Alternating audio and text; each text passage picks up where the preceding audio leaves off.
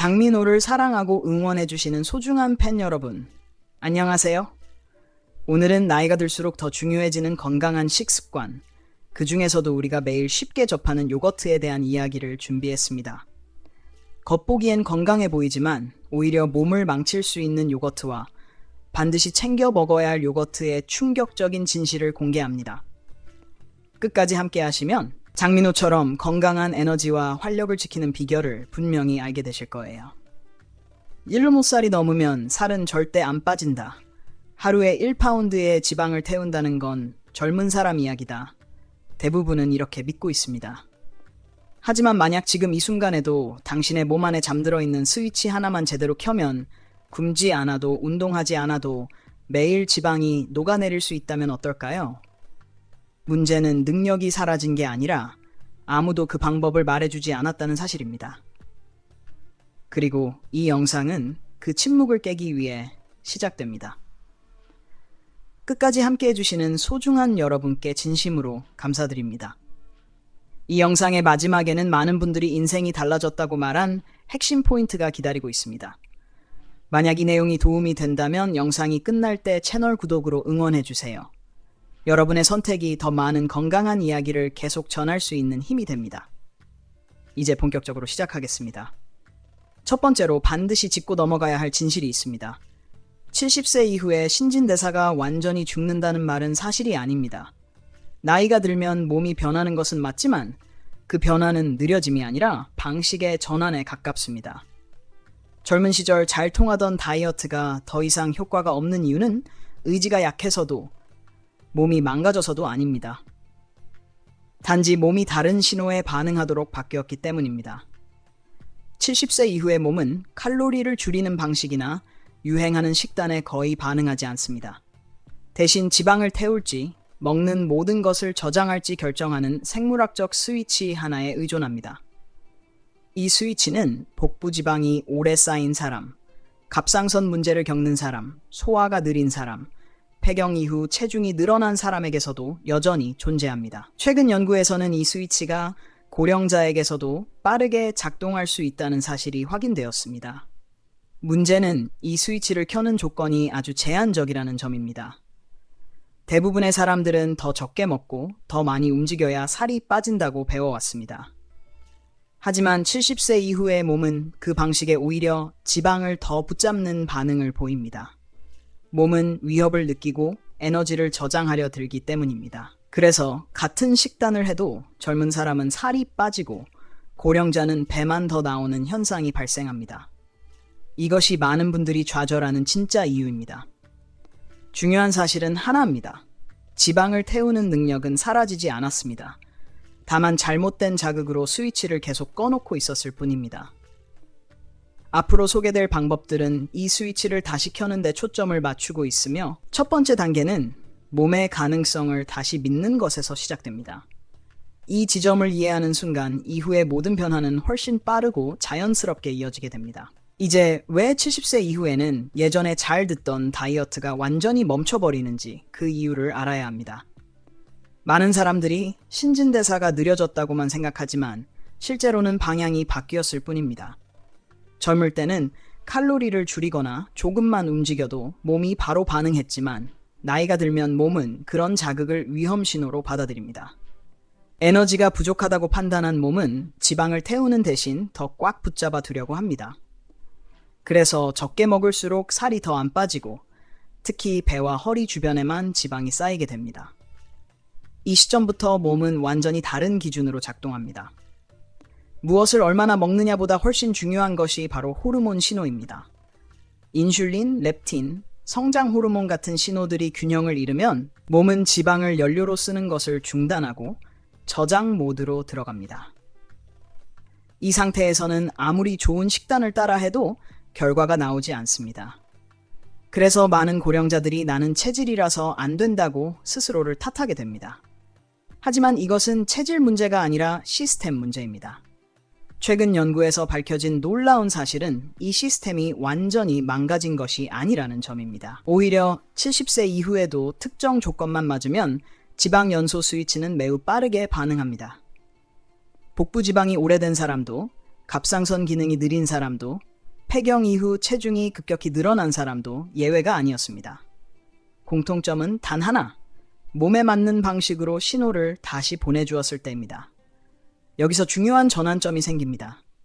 살을 빼기 위해 더 참아야 하는 게 아니라 몸이 지방을 써도 안전하다고 느끼게 만들어야 한다는 사실입니다. 이 인식을 바꾸지 않으면 다음 단계로 넘어가도 아무 의미가 없습니다. 그래서 이 영상에서 소개되는 모든 방법은 칼로리를 억지로 줄이는 대신 몸의 스위치를 다시 켜는 데 집중합니다. 이 원리를 이해하는 순간 지금까지 실패했던 이유가 명확해지고 앞으로의 변화가 왜 가능해지는지도 자연스럽게 연결되기 시작합니다. 이제 결정적인 사실이 드러납니다. 이 지방 연소 스위치는 아무 때나 켜지지 않습니다. 운동을 많이 한다고, 적게 먹는다고 자동으로 작동하지도 않습니다. 오직 나이가 든 몸의 구조에 맞는 특정한 식사 패턴에서만 반응합니다. 연구자들이 예상하지 못했던 부분도 바로 이것이었습니다. 방법은 복잡하지 않았고 오히려 너무 단순해서 그동안 주목받지 못했을 뿐입니다. 연구에 참여한 고령자들은 공통적으로 극단적인 다이어트를 하지 않았습니다. 굶지 않았고 하루 종일 식단을 계산하지도 않았으며 좋아하는 음식을 완전히 끊지도 않았습니다. 그런데도 매일 지방이 빠지기 시작했습니다. 배고픔 없이, 탈진 없이, 스트레스 없이 말입니다. 몸이 스스로 저장 모드를 해제하고 연소 모드로 전환된 결과였습니다. 여기에는 분명한 조건이 있습니다. 젊은 사람에게 효과적인 식사 방식은 이 시기에는 오히려 독이 됩니다. 대신 노화된 신진대사가 음식을 처리하는 순서, 호르몬을 분비하는 타이밍, 에너지를 쓰는 방식을 고려한 5가지 식사 구조가 필요합니다. 이 구조를 따랐을 때 몸은 위협을 느끼지 않고 지방을 연료로 사용해도 안전하다고 판단합니다. 그 순간부터 변화는 매일같이 누적됩니다.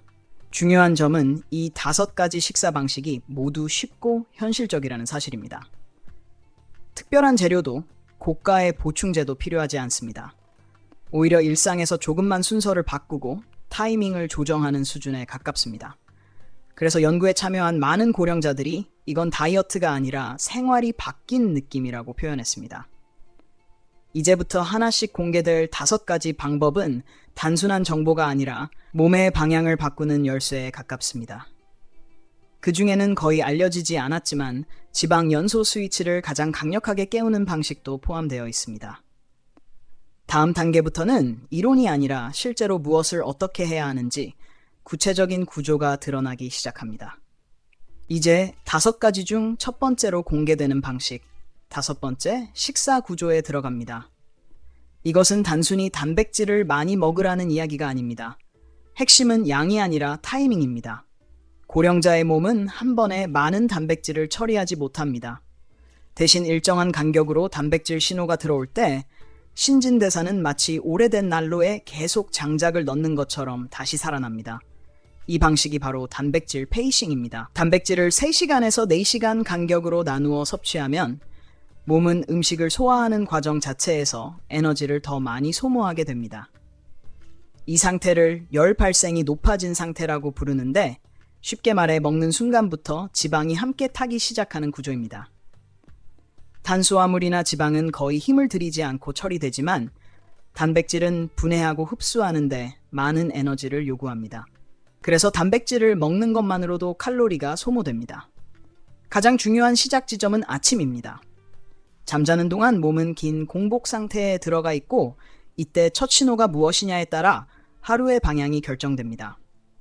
기상 후 30분 이내에 단백질 위주의 식사를 하면 꺼져 있던 연소 시스템이 강하게 반응합니다. 계란, 그릭 요거트, 단백질 쉐이크, 심지어 전날 남은 닭가슴살도 충분합니다. 완벽할 필요는 없습니다. 단백질 신호를 먼저 주는 것이 전부입니다. 그 이후 하루 동안 중요한 원칙은 하나입니다. 단백질 없이 4시간 이상 보내지 않는 것, 큰 식사일 필요도 없고 간단한 간식 형태여도 괜찮습니다. 이렇게 하면 배고픔이 줄어들고 자연스럽게 전체 섭취량도 감소합니다. 억지로 참지 않아도 되는 이유가 여기에 있습니다. 단백질은 포만감을 오래 유지시키고 근육 손실을 막아줍니다. 근육은 가만히 있어도 에너지를 쓰는 조직이기 때문에 이것이 유지되는 것만으로도 하루 연소량은 달라집니다. 많은 사람들이 걱정하는 부분이 있습니다. 이렇게 먹으면 살이 더 찌지 않느냐는 질문입니다. 하지만 단백질은 몸이 지방처럼 쉽게 저장할 수 없는 영양소입니다. 남는 단백질은 태워야만 처리됩니다. 그래서 이 구조를 따르는 동안 신진대사는 하루 종일 높은 상태를 유지하게 됩니다. 이 시점부터 체중계보다 먼저 느껴지는 변화는 배고픔의 감소와 몸이 가벼워지는 감각입니다. 그리고 이것은 다음 단계로 넘어가기 위한 완벽한 준비 상태가 됩니다. 이제 네 번째 식사 구조로 넘어갑니다. 많은 사람들이 복잡한 식단을 떠올리지만 이 방식은 단 하나의 규칙만 지킵니다. 설탕을 완전히 끊는 것입니다. 양을 줄이지도 않고 칼로리를 세지도 않습니다. 단지 몸속으로 들어오는 추가 당분을 차단하는 순간 신체는 전혀 다른 모드로 전환됩니다. 특히 노년층의 몸에서는 이 변화가 훨씬 더 빠르고 강하게 나타납니다. 설탕은 단순한 칼로리가 아닙니다. 몸속에서 지방 연소 스위치를 강제로 꺼버리는 신호입니다. 설탕이 들어오는 순간 인슐린이 급격히 분비되고 이 호르몬은 지방을 에너지로 쓰지 못하게 봉인합니다. 그래서 아무리 적게 먹어도 살이 빠지지 않았던 것입니다. 이 구조를 깨는 가장 빠른 방법이 바로 무설탕 전환입니다. 설탕을 끊은 지 48시간만 지나도 인슐린 수치는 눈에 띄게 내려가고 그동안 잠겨있던 지방 저장고가 열리기 시작합니다. 처음 며칠은 쉽지 않을 수 있습니다. 두통, 무기력, 짜증 같은 증상이 나타날 수 있는데 이것은 몸이 설탕 연료에서 지방 연료로 바뀌는 과정에서 생기는 자연스러운 반응입니다. 하지만 이 고비를 넘기면 완전히 다른 상태가 찾아옵니다. 에너지가 일정해지고 갑작스러운 허기나 단 음식에 대한 집착이 사라집니다. 많은 사람들이 이 시점에서 체중이 눈에 띄게 줄기 시작했다고 말합니다. 중요한 것은 눈에 보이는 설탕만 피하는 것이 아닙니다. 소스, 드레싱, 가공식품, 심지어 건강식으로 포장된 제품 속에도 당분은 숨어 있습니다. 라벨을 확인하는 습관만으로도 섭취량은 크게 줄어듭니다. 대신 채소, 단백질, 건강한 지방 위주로 식사를 구성하면 포만감은 유지되면서도 몸은 지속적으로 지방을 사용하게 됩니다. 이 방식이 강력한 이유는 단순함에 있습니다. 선택지가 줄어들면 실수도 줄어듭니다. 며칠만 지나도 복부 팽만이 가라앉고 허리 둘레가 줄어드는 것을 느끼게 됩니다. 체중 감소보다 먼저 느껴지는 변화는 몸이 가벼워지고 하루가 덜 피곤해진다는 점입니다. 그리고 이 상태는 다음 단계, 먹는 시간이 지방 연소를 지배하는 구조로 넘어가기 위한 완벽한 발판이 됩니다. 이제 세 번째 구조로 들어갑니다. 여기서부터 많은 사람들이 이건 나한테 무리일 것 같다고 느끼지만 실제로는 가장 자연스럽고 지속 가능한 방식입니다. 핵심은 무엇을 먹느냐가 아니라 언제 먹느냐입니다. 하루 중 먹는 시간을 압축하는 순간 몸은 저장 모드를 끝내고 연소 모드로 강제 전환됩니다. 이것이 바로 16시간 공복 구조입니다. 이 방식이 특별한 이유는 굶는 느낌이 거의 없다는 데 있습니다. 16시간 중 상당 부분은 잠자는 시간입니다. 즉 아침 식사를 조금 늦추는 것만으로도 구조는 완성됩니다. 밤 8시에 마지막 식사를 마쳤다면 다음날 정오에 첫 식사를 하는 것뿐입니다. 그 사이 몸 안에서는 눈에 보이지 않는 변화가 일어납니다. 인슐린 수치가 바닥으로 떨어지고 지방을 에너지로 사용하는 시스템이 자동으로 켜집니다. 이 공복 시간 동안 성장 호르몬 분비가 급격히 증가합니다. 이 호르몬은 근육을 보호하면서 지방만 선택적으로 사용하도록 지시합니다. 그래서 이 방식에서는 살이 빠지는데도 힘이 빠지지 않고 오히려 머리가 맑아지는 경험을 하게 됩니다. 계속 먹을 때 생기던 혈당의 오르내림이 사라지면서 에너지가 하루 종일 일정해집니다. 공복 시간에는 물, 무가당차, 블랙커피는 허용됩니다. 이것들은 공복 효과를 깨지 않으면서 오히려 지방 연소를 돕습니다. 첫 식사를 할 때는 탄수화물보다 단백질과 지방을 먼저 선택하는 것이 중요합니다. 이렇게 하면 연소 상태가 더 오래 유지됩니다. 이 구조에 적응하는 데는 보통 일주일 정도가 걸리는데 그 이후부터는 배고픔이 오히려 줄어들었다는 말을 많이 하게 됩니다. 특히 아침 공복 상태에서 가벼운 산책이나 스트레칭을 하면 효과는 배가 됩니다. 몸은 사용할 당이 없기 때문에 지방을 바로 끌어다 쓰게 됩니다. 이때 빠지는 체중은 숫자보다도 눈에 띄는 변화로 먼저 나타납니다. 얼굴이 갸름해지고 복부가 부드럽게 줄어드는 느낌입니다. 이 시간 조절 방식은 단독으로도 강력하지만 다음 단계와 결합될 때 진짜 폭발적인 변화를 만들어냅니다. 이제 두 번째 구조로 들어갑니다. 여기서부터는 몸이 마치 속임수를 당한 것처럼 반응합니다. 계속 같은 방식으로 먹으면 신진대사는 금방 적응해버리고 연소 속도를 낮춥니다. 하지만 이 구조는 그 적응 자체를 허용하지 않습니다. 바로 탄수화물을 번갈아 사용하는 방식입니다. 어떤 날은 거의 쓰지 않고 어떤 날은 전략적으로 충분히 공급합니다. 이 리듬이 만들어지는 순간 몸은 에너지를 아끼는 것을 포기하고 다시 태우기 시작합니다. 탄수화물을 줄이는 날에는 몸이 저장된 지방을 꺼내 쓰도록 강요받습니다.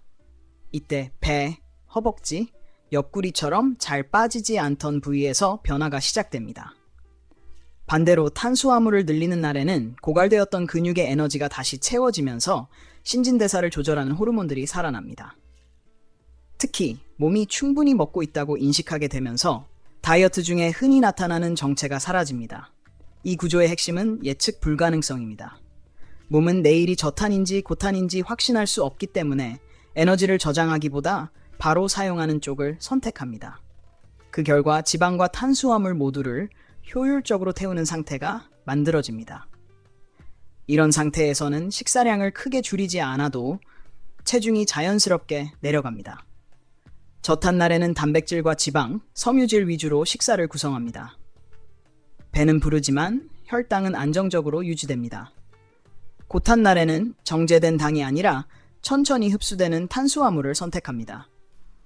이때 섭취된 탄수화물은 지방으로 저장되기보다 활동과 회복에 바로 사용됩니다. 심리적으로도 이 방식은 큰 장점이 있습니다. 먹을 수 있는 날이 정해져 있다는 사실만으로도 스트레스가 줄어들고 폭식의 위험이 사라집니다. 이 리듬에 익숙해지면 몸은 놀라울 정도로 빠르게 반응합니다. 체중계 숫자보다 먼저 옷이 헐거워지고 근육의 선명도가 살아납니다. 에너지는 더 안정되고 피로는 줄어듭니다. 이 단계까지 온 사람들은 이미 예전의 몸으로 돌아가기 시작한 상태입니다. 하지만 아직 끝이 아닙니다. 마지막 구조는 이 모든 변화를 잠자는 동안 완성시켜버립니다.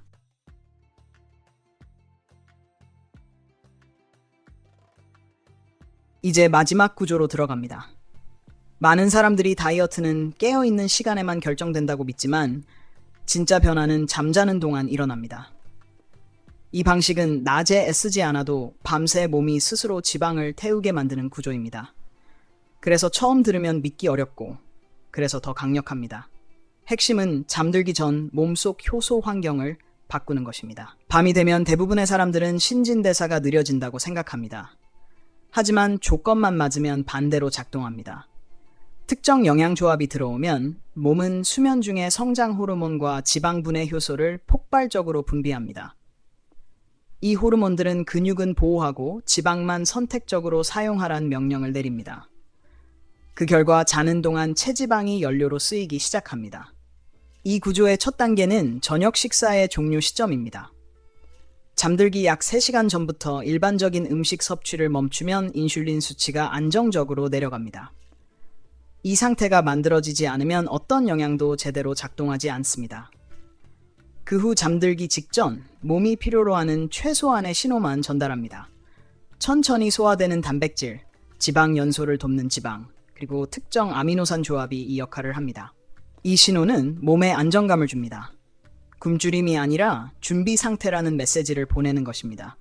그래서 몸은 스트레스 호르몬을 줄이고 대신 회복과 연소에 집중합니다. 수면의 질이 깊어지고 밤중에 깨는 횟수도 줄어듭니다. 이 깊은 수면 구간에서 지방 분해 효소가 가장 활발히 작동합니다. 다음날 아침 가장 먼저 느껴지는 변화는 숫자가 아니라 느낌입니다. 몸이 가볍고 얼굴선이 또렷해지고 복부의 부기가 눈에 띄게 줄어듭니다. 많은 사람들이 밤사이에 무슨 일이 있었던 것 같다고 말하는 이유가 여기에 있습니다. 이 구조는 하루 이틀로 끝나는 요령이 아니라 반복될수록 효과가 누적되는 방식입니다. 그리고 이 지점에서 사람들은 비로소 깨닫습니다. 살이 빠지는 게 아니라 몸이 원래의 기능으로 돌아오고 있다는 사실을요.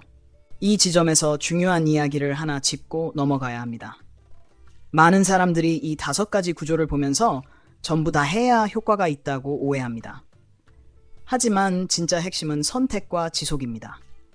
이 방식들은 경쟁 관계가 아니라 서로 연결된 도구들입니다. 지금의 몸 상태, 생활 리듬, 성향에 맞는 한 가지를 제대로 실행하는 것만으로도 변화는 시작됩니다. 오히려 이것저것 동시에 시도하다가 흐름이 끊기는 경우가 더 많습니다. 몸은 변화를 아주 빠르게 감지하지만 신뢰를 쌓는 데는 시간이 필요합니다. 처음 며칠은 체중이 크게 변하지 않을 수도 있습니다. 하지만 그 사이 내부에서는 연소 경로가 바뀌고 호르몬 반응이 재정렬되고 저장 중심이던 시스템이 사용 중심으로 이동합니다. 이 과정이 끝나는 순간부터 결과는 눈에 보이기 시작합니다. 그래서 가장 중요한 기준은 체중계가 아니라 몸의 신호입니다. 배고픔이 줄었는지, 에너지가 안정적인지, 수면이 깊어졌는지를 먼저 느껴야 합니다. 또 하나 중요한 점은 완벽함이 아니라 반복입니다. 하루 실패했다고 모든 게 무너지는 구조가 아닙니다. 다음 식사, 다음 날, 다음 주기로 다시 돌아오면 됩니다. 이 식사 구조들은 처벌이 아니라 복구에 가깝습니다. 오랫동안 오작동하던 시스템을 하나씩 제자리로 돌려놓는 과정이기 때문입니다. 그래서 시간이 지날수록 억지로 참는 느낌이 사라지고 자연스럽게 유지되는 상태로 바뀝니다. 이 시점에 도달한 사람들은 공통적으로 한 가지를 말합니다.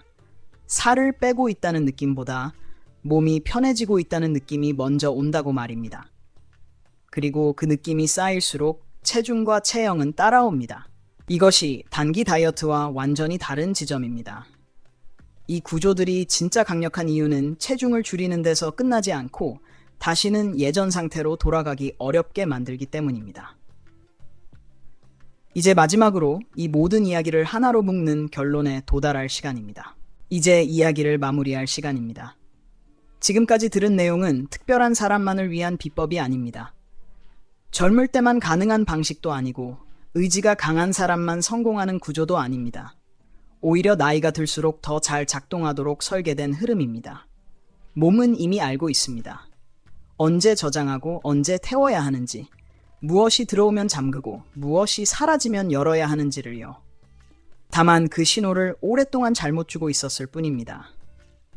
이 5가지 구조는 몸을 억지로 바꾸려 하지 않습니다. 대신 방향만 바로잡아줍니다. 그러면 몸은 스스로 가장 효율적인 선택을 합니다. 굶지 않아도 되고, 괴로운 운동을 하지 않아도 되며, 좋아하는 음식을 영원히 포기할 필요도 없습니다. 단지 먹는 순서, 시간, 리듬을 조정했을 뿐인데 결과는 완전히 달라집니다. 이 변화는 하루아침에 끝나는 기적이 아니라 매일 밤과 매일 아침 조용히 쌓이는 확실한 흐름입니다.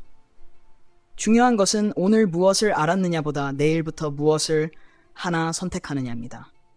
5가지 중 하나만 골라도 충분합니다. 그것을 일주일만 반복해 보십시오. 몸이 먼저 반응할 것이다. 체중계보다 먼저 허리, 얼굴, 에너지에서 신호가 옵니다. 그 신호를 느끼는 순간 예전으로 돌아가고 싶지 않다는 생각이 들 겁니다. 그리고 지금 이 영상을 여기까지 보고 계신 당신께 진심으로 감사드립니다. 이 시간은 그냥 흘려보낸 시간이 아니라 몸의 방향을 바꾸는 출발점이 될 수 있는 순간입니다.